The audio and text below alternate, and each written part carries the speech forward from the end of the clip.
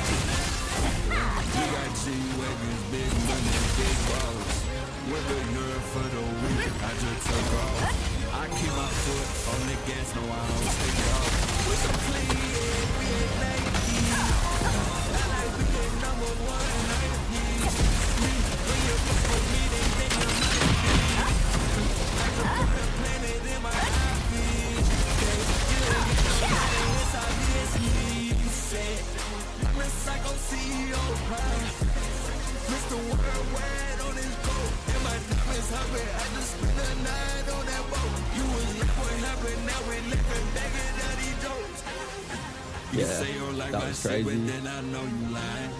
I'm done wasting time, I'm done waiting in line. And on top of all that shit, you always What was that, OG? on top of all that shit, I still just mine. If you ever want to swing past and check me out on Twitch, you can find me at TheLastJSP. Happy to talk through any questions you guys may have, or happy to talk through builds, or if you just want to chill and come say hi, I 100% encourage it. I'm sorry this video has taken so long to come out, but I really appreciate your patience. I just wanted to make sure I had full confidence in the build that I was showing you guys. Timestamps will be linked below, as well as my Questlog. Any questions you have, leave them down below. Let's jump into the build video. My bows remained exactly the same, as I know a lot of you followed my original build, and I don't want anyone to stress about having to make any changes. The Tevent bow passive is still best in slot for PvP, and I don't want anyone to think otherwise.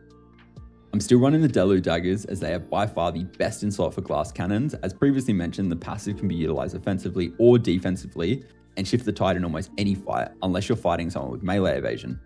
Looking at you, Ravengers. In terms of my actual gear, I've decided to go full send hit, looking to be around 5.2k base hit chance when I'm finished. I've also made the decision to not go a 4-piece set due to no major benefit to hit chance. I'm also running 2-piece stigma for the boosted attack speed and crit chance, choosing to go with the helmet and the gloves, as they both give hit chance, which means I've switched off the heroic gloves and gone for the heroic legs. The reason for this change is because there's no legs available that currently give hit chance. I've also gone with the Boundless Sky Cloak for the insane stats, and for chest, I've gone with the Reborn Lord's Vestment for the overall stat increase. While I understand it doesn't give any attribute stats, this is a well-worthy sacrifice for the insane stats you get. In terms of boots, I've gone with the Frost Lord's boots, as they give an insane amount of PvP hit chance, which I cannot pass up. Even though they're plate and give no major benefit to my class, it is well worth over the other boots currently available. Onto accessories, nothing really crazy here, just everything relating to hit chance. I'm currently running the Sunken Twilight braces, as the Lost Dynasty bracelet currently aren't available, and I assume they're going to be coming from the new Arc boss. In terms of my necklace, I'm running the Abandoned Dancer necklace for the added hit chance. While I understand it gives heavy, there's nothing better for this slot currently. My first ring is the Blue Moon Snowflake ring, which just gives hit and crit. And my second ring is still the Heroic ring, as the only change I've made from this is I've removed the heavy attack chance from the top stat and changed it to hit chance. Belt, I've gone for the Faithless because that gives hit and crit. Earrings, I've gone for the Misguided Faith for the added hit chance and added attribute points. And still best in slot for brooch is obviously the PvP hit chance one. Moving over to my stats, this build is just pushing just over 1000 max damage before buffs. It's still got that critical 30-meter range mark. It's just shy of 112% attack speed, and it's almost at 80% cooldown speed, which feels insane. It's got close to 4.2k base range hit chance with 2.8k crit chance, which, bear in mind, this is all base. It's got 692 skill damage boost, and now I know this is on the lower end for crit damage, but it's only got 62% at the moment. But bear in mind, this will do its job, and this is all base. I've currently got 1.4k bind chance, and then looking at my PvP added stats, I've got an extra 300 crit chance and 564 hit chance, which brings my base crit from 2.8 to 3.1 and my base range hit chance from 4.2 to roughly 4.7. Going through my runes, there's nothing really much to talk through, so I'm just going to scroll through, and if you have any questions, obviously leave them below, but everything pretty much relates to hit chance. I have grabbed as many stats as I possibly can to increase my base and max damage, but I didn't want to affect my hit chance too much, so I've done what I can.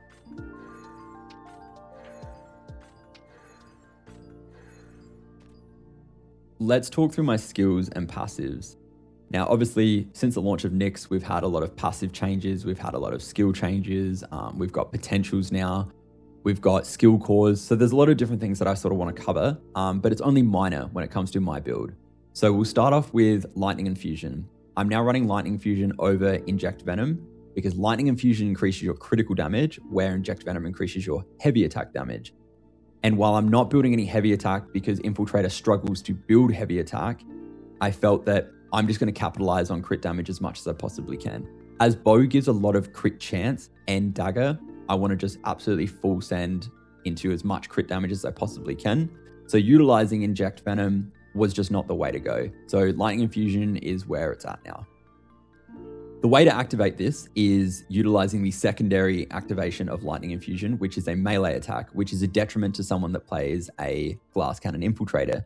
So I've gone ahead and kept Shadow Strike in there, as Shadow Strike can be utilized as a good maneuverability tool. It can be used to outplay my opponent, but it's mainly there just to activate the new Lightning Infusion change, which is the crit damage increase. So in the demonstration, as I said, Shadow Strike in, hit them with the secondary activation, and then that'll increase my crit damage from 62% to 77%. In terms of other skills, I'm still running Blitz, Smoke Screen, and then looking at my damage abilities, nothing really major has changed here besides I've got 2 new skill cores. The first one is Target Lock, which gives me an additional Bullseye stack and Gale stack on strafing. Ideally, I would love for this to be Gale Arrow, but I haven't been lucky enough to get my hands on that yet, so stay tuned for that. The other skill core that I'm running is Pierce Shot, which gives me a small damage over time on my Decisive as a base, and it also acts as a ranged heal cut, which is perfect for Infiltrator. Then I've just got my standard Ensnaring Arrow and Zephyr's Knock. Obviously, I've still got Healing Touch, which is for that base damage stack from Archer Surge. This is not a heal. This is here purely just to increase my base damage. Obviously, it does do a little bit of healing over time, but that's not why it's here. I've then got Deadly Marker, which obviously is a ranged shield cut. It increases hit chance and crit chance, which is a must run. I then have Flash Arrow, which is used to not only break people out of invis, it stuns them, it reduces their evasion, and it buffs my crit damage, so this is a must run. And lastly, Camouflage Cloak or Invis. This is just your bread and butter. This is your survivability, this is your escape tool, this is your everything. Onto passives, the only change that's been made is I've removed Destructive Fang and slotted the new passive Begin the Hunt. This can have 100% uptime. Remember, base damage is super important. One thing I do want to cover before we move on is Sniper Sense. Now, I understand this passive is a hidden buff, but at 30 meters, you'd be increasing your crit damage by 12. But with the new Sniper Sense enchants that you can get on weapon, you would be increasing your crit damage by 24 at 30 meters, which is nuts. I definitely think this is a must run for Infiltrator because remember, this class thrives on crit. Looking at my skill specializations, there's only been one minor change. As now that I have to run Lightning Infusion, which costs 10 points, I had to take 5 points out of the Bind Chance increase on Ensnaring Arrow, and I had to take the range increase off Shadow Strike to accommodate, but that's about it. With my artifacts, nothing's really changed. I'm still running 4-piece Chaos Harbinger for the crit chance and crit damage increase, and 2-piece Abyssal Beast for the increased hit chance. I'm running the Abyssal Beast Solar Stone so that I can decrease people's evasion when I'm engaging. And then for Lunar Stone, I'm running the Chaos Harbinger, so anyone that's got a shield, I increase my crit damage by 15%. Coming over to my masteries and what I've updated since the launch of NIX. Looking at Bow, I'm now running the Blue Node Life Ward. And the reason for this is it gives me a little bit of extra added survivability when devoted shield procs, but it's mainly here for the Epic Node Punishing Grip. When I take melee damage, it has a 16% chance to bind my opponent, and generally speaking, they're playing hyper aggressive and they'll get binded by this, and then they'll use their CC break, and then I can either Shadow Strike to them or hit them with an Ensnaring Arrow to bind them again. Looking at Dagger, I wanted to increase my crit damage as much as possible, so I've had to take all 4 of the red nodes, which has forced me to take Primal Strike, which means I can't take Strategic Exchange anymore, which is a good sacrifice in my opinion. Taking a quick look at my overall masteries, I'm still running Potential as this just increases my base and max damage. I'm still running Lightning Speed as this is just best in slot and it goes hand in hand with Strafing. I've got then Battle Prep. Battle Prep increases my base damage by 3% for 3 seconds when I engage, and then it also increases my CC chance, so my bind chance. And then finally Windy Veil for that survivability, giving myself a shield every time I roll. Before I wrap the video up, I just want to mention that I understand this build isn't a very conventional type of build, right? Like if you're going hit chance, you normally build heavy attack chance. Dagger doesn't really have that luxury this patch. It's very difficult to build heavy unless you full send. Like look at some of these thresholds for heavy attack evasion, general evasion, endurance. These are just some of the thresholds people are pushing. And obviously my demonstration is more catered towards magic, but you get my point, right? Dagger excels in building crit, so why not just capitalize on that on the tail end of my hit chance? I get you can build heavy crit, which is amazing, but in terms of my server, that's just not gonna fly. Everyone is evasion. I hope you guys enjoyed the video. Why not show your support with a like? And if you have any questions, leave them down below in the comment section or come see me on Twitch, say hi. If you haven't already done so, why not subscribe? It's free and you can always unsubscribe in the future. See you in the next one, guys.